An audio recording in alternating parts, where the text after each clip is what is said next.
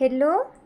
Hello करे माँ केमिति अछु भल अछु तो माँ मुझे बहुत भलरे अच्छी। मो सासू आ मो नणंद मते पूरा रानी परी रखिचंती एठी।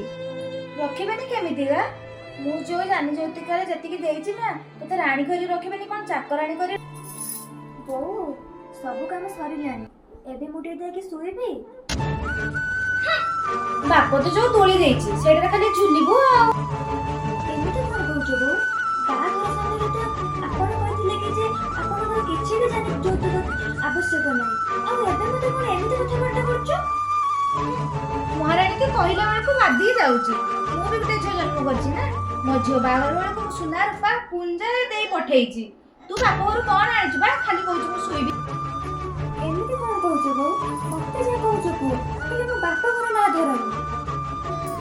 बाप को कहला बेलको झियो को पूरा बादी जाउछि जा तो बाप घरे रहइबु जा एबे जहाँ भी सब कहिलो ए फोन ले सब रेकॉर्ड हे कि रहला।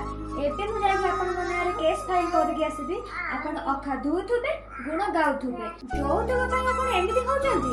एबे तमे देखो आपन को अवस्था कोन होउची। हे भगवान ये कौन है